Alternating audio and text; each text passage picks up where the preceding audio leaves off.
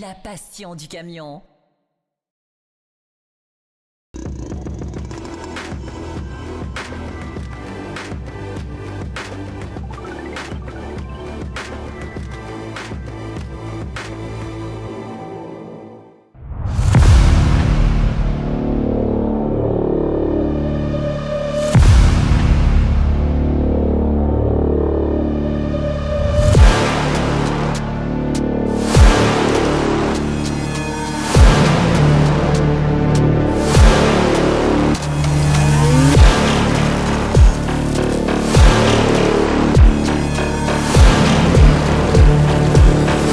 Bonjour à tous, alors nous voici de retour dans les coulisses de nos essais sur les réseaux sociaux.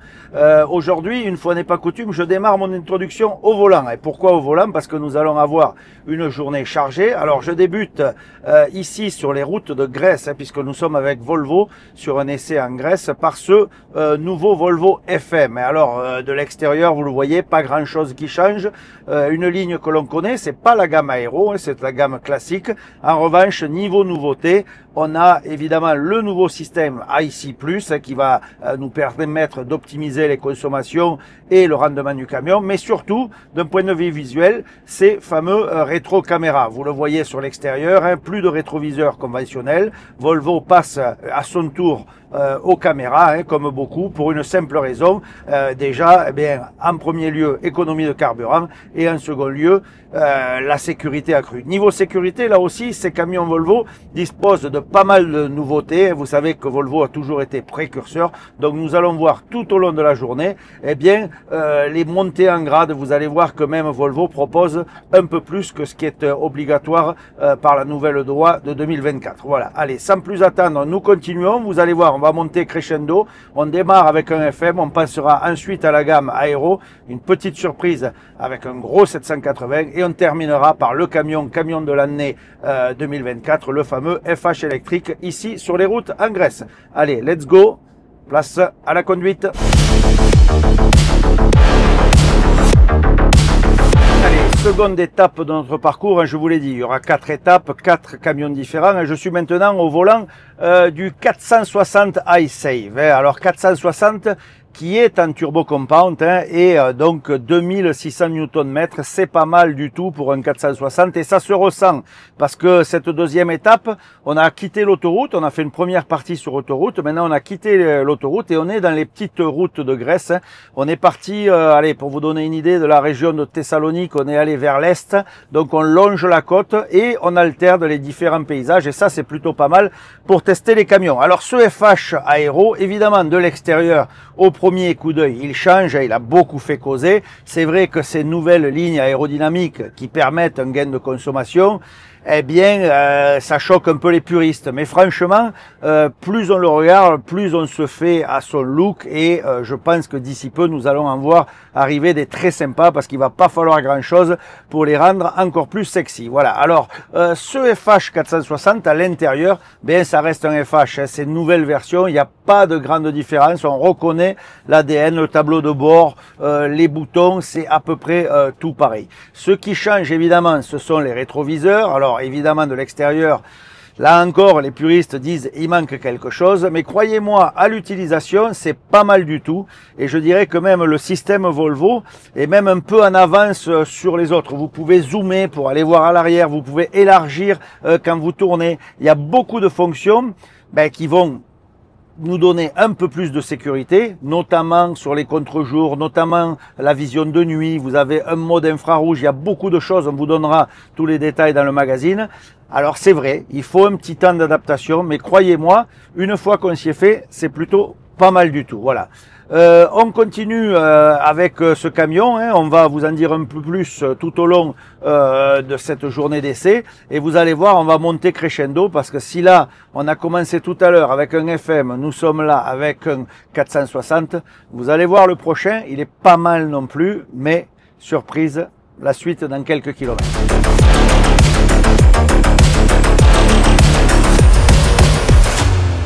Parmi les nouveautés de ces nouveaux Volvo, les systèmes de sécurité. Alors vous savez que beaucoup sont obligatoires à partir de juillet 2024, c'est-à-dire que tous les nouveaux camions sont équipés de pas mal de systèmes, le contrôle, le maintien dans les voies, etc. Il y a beaucoup de nouveaux systèmes, les alertes pour les piétons, les cyclistes, vous connaissez.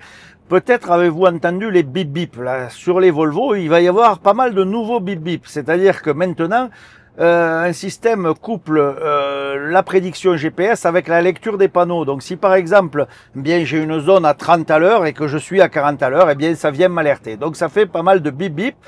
Alors ça, c'est pas forcément le bon côté de la chose, parce que je sais que c'est un peu saoulant, hein, soyons clairs.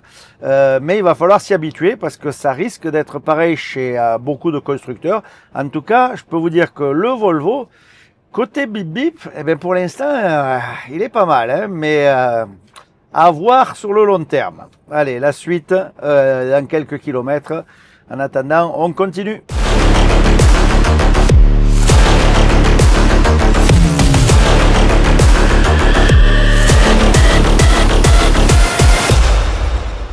Toujours sur cette seconde étape, hein, un parcours vraiment top et on peut remercier Volvo parce que le choix est assez judicieux. On alterne des petites routes départementales, quelques portions nationales, on longe la côte, hein, donc c'est juste magique en termes de paysage.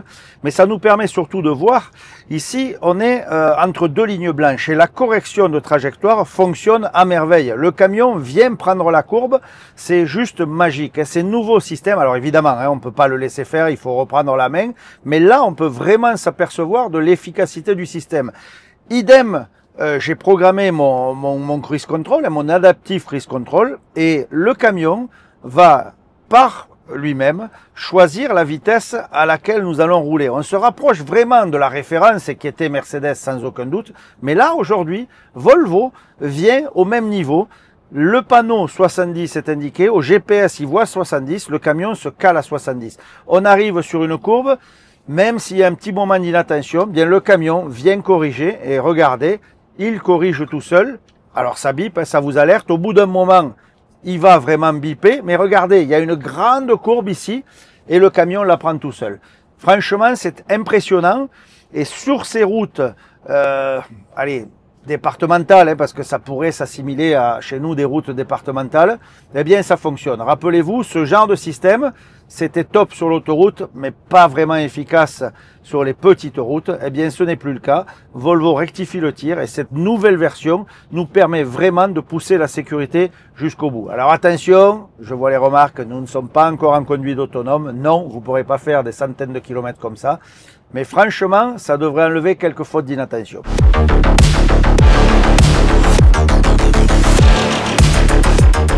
Ça y est, nous y voici, troisième étape de cet essai et croyez-moi, j'ai la banane parce que je suis au volant du 780, ce nouveau FH16, hein, ici en version 3 axes et croyez-moi, il y a de quoi avoir la banane parce que ce nouveau D17, alors s'il affiche, c'est vrai, la puissance 780 chevaux, il a surtout un couple magique à 3800 Nm et là, je peux vous dire que ça quille, j'ai de la chance, cette troisième étape, c'est justement la partie montagneuse, on vient attaquer et là ça ronronne, j'ai l'impression d'être vide, hein. On est à plus de 40 tonnes mais je suis à 1000 tours minute et ça cravache, c'est du pur bonheur.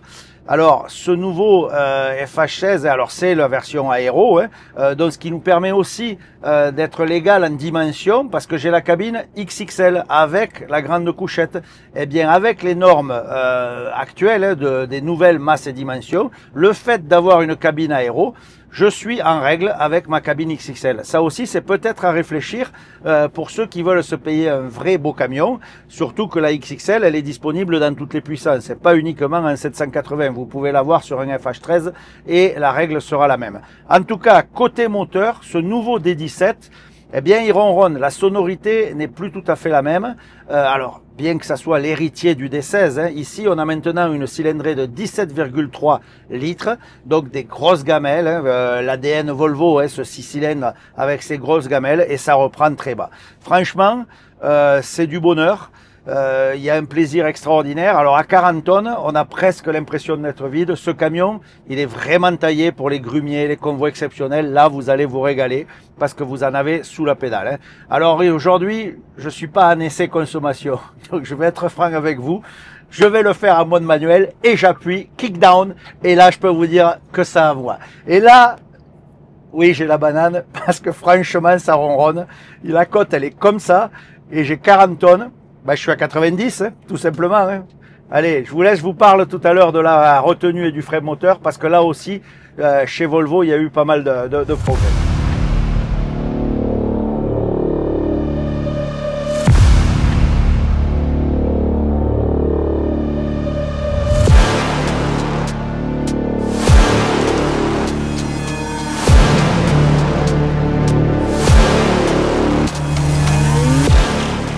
Allez, après les montées, la descente. Et je vous parlais de nouveautés chez Volvo. Eh bien, ce fameux VEB+, nouvelle version. C'est ce frein à décompression que nous connaissons depuis des années chez Volvo. Rien de nouveau, si ce n'est que ces nouveaux moteurs, ils nous donnent encore plus de puissance pour ralentir le camion. Alors, juste pour parler chiffres, 525 kW de retenue. Donc, autant dire que ça fonctionne. Et ça pourrait même se soustraire, en tout cas, sur certaines applications, on pourrait se passer du ralentisseur secondaire Voith. C'est vrai que quand on atteint des chiffres pareils, surtout pour ceux qui font de la montagne à basse vitesse, ça peut se poser la question. Vous savez que le Voith est plus efficace sur à 90 par exemple sur autoroute, à bas régime, dans des petites routes avec de la charge. Ce frein à décompression pourrait peut-être faire repenser la chose. En tout cas, 525 kilowatts, autant vous dire que c'est quand même énorme et c'est vrai que c'est efficace. Et là, on est sur une 4 voies en descente avec pas mal de courbes. Il suffit de programmer son camion et le camion vient gérer tout seul cette descente. Et je dirais que pour l'instant, je suis pas obligé de toucher la pédale de frein, ce qui est plutôt une bonne chose. Mais pour rappel, nous sommes à 40 tonnes, pas à 60 ou 70 comme sur les combinaisons suédoises. En tout cas, ça fonctionne. Et croyez-moi, au volant de ce 780, il serait difficile de critiquer quelque chose, hein. Franchement, c'est pas mal du tout.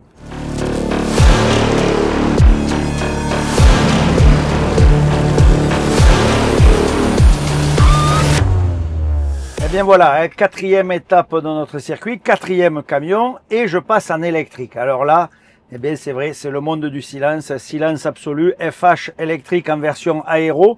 Vous savez, le FH électrique, c'est celui qui a été élu camion de l'année 2024, parce que eh bien c'est vrai que Volvo est très actif sur ces énergies alternatives. Alors ce sera pas la solution, le véhicule électrique, je vois déjà les commentaires comme à chaque fois, mais nous devons bien admettre que c'est une des solutions. Et en tout cas, ça va être une réponse à certaines attentes, et ce FH électrique, eh bien, il marche très bien, hein. Alors, vous vous rappelez tout à l'heure, je vous ai annoncé les alertes. Eh bien, là, vous les avez, les alertes, hein. Elles sont actives sur toute la nouvelle gamme, hein, ces fameux systèmes de sécurité, tout simplement pour vous avertir qu'il va y avoir un obstacle ou que la vitesse va être réduite.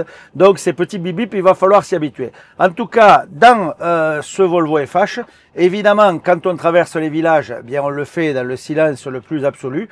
Mais ce qui est surprenant aussi, c'est les parties montagneuses. Et ça, on va le voir tout de suite parce que on revient de l'est vers l'ouest, on retourne vers Thessalonique. Et disons que le relief est assez intéressant, tant en montée qu'en descente. Et vous allez voir, cet électrique, il nous réserve quelques surprises.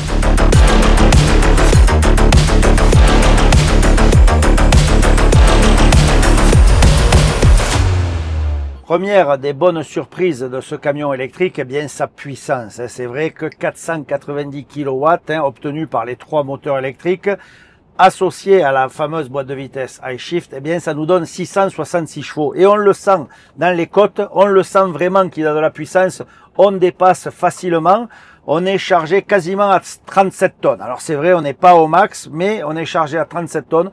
On monte les côtes facilement, on double les camions, on sent vraiment qu'il y a il y en a sous la pédale. Alors évidemment, hein, si on adopte une conduite un peu trop sportive, je vais dire, eh bien ça va entamer la capacité de la batterie. Mais même en le mettant en adaptive cruise control, c'est-à-dire qu'on vient le régler à 85, eh bien on s'aperçoit que le camion fait le job, hein, il répond présent.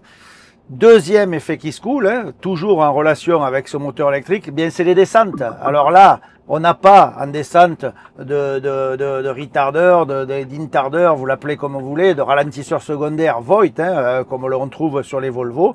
C'est tout simplement le moteur électrique qui fait le boulot dans l'autre sens. Et là, quand je programme ma descente, par exemple à 85, eh bien, le camion reste et je peux vous garantir que ça freine. Là, c'est mieux qu'un VEB, c'est mieux que tout ce que vous pouvez voir. Ça fonctionne vraiment bien et on conduit dans une sérénité exemplaire. Ces camions électriques, c'est une nouvelle façon de conduire. Idem, dans les descentes, on vient recharger. Hein. Plus on met son ralentisseur, plus on vient recharger la batterie. Mais je dois avouer que ça fonctionne. Alors oui, le seul bémol, il y en a un. Hein. Vous ne ferez pas 500 bornes avec le camion. Ça, c'est clair. Ce serait vous mentir que dire l'inverse. Il faut recharger et c'est bien là où le bas blesse, car les bornes de recharge, eh ben, il n'y en a pas beaucoup. Alors déjà, en France, on n'en a pas beaucoup, mais croyez-moi, en Grèce, on n'en a pas beaucoup. Alors, évidemment, il reste une seule solution, et celle-là, elle n'est pas très écolo, c'est qu'il faut un groupe électrogène, voilà. Mais bon, tout ça, ce n'est que le début. Il fallait bien commencer. Volvo a été un des pionniers en la matière, donc on peut les féliciter pour ça. Et c'est vrai que sur certaines missions, eh bien, ces camions-là, ils feront très bien le boulot. Je vous retrouve tout à l'heure pour la conclusion. Quant à nous, direction Thessalonique, et toujours sous le soleil, paysage merveilleux, des camions, ma foi, très agréables à conduire. À tout de suite pour la conclusion.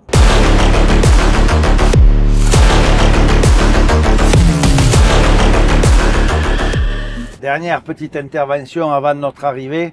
Vous savez, sur le camion électrique, vous avez 3 modes de conduite. Hein.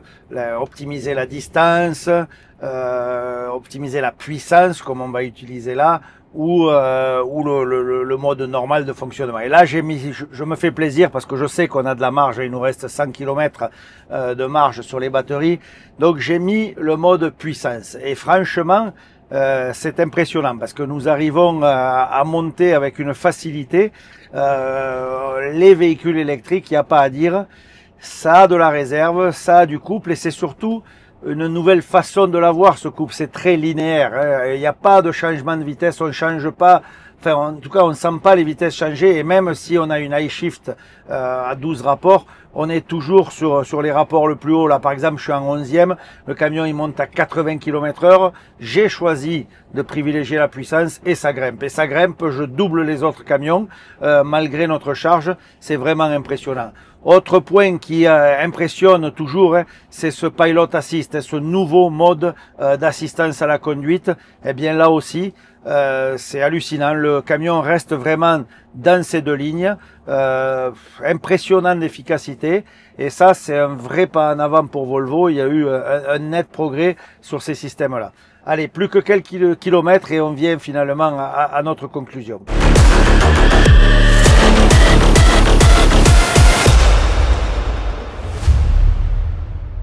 Allez, ça y est, nous sommes au moment de la conclusion et regardez ce qu'il y a derrière moi parce qu'ici en Grèce, je peux vous dire que les Volvo, il en manque pas. Génération 1, génération 2 et pour finir avec évidemment ce 780, celui qui aura marqué les esprits de notre essai. Franchement, merci à Volvo parce que c'était une belle expérience sur des paysages juste merveilleux. Hein. La Grèce, très beau pays. On a pu vraiment essayer les camions en profondeur. Vous aurez évidemment tous les détails, les fiches techniques dans le magazine. Il me reste à vous souhaiter bonne route. Soyez prudents. Et à très vite. Ciao.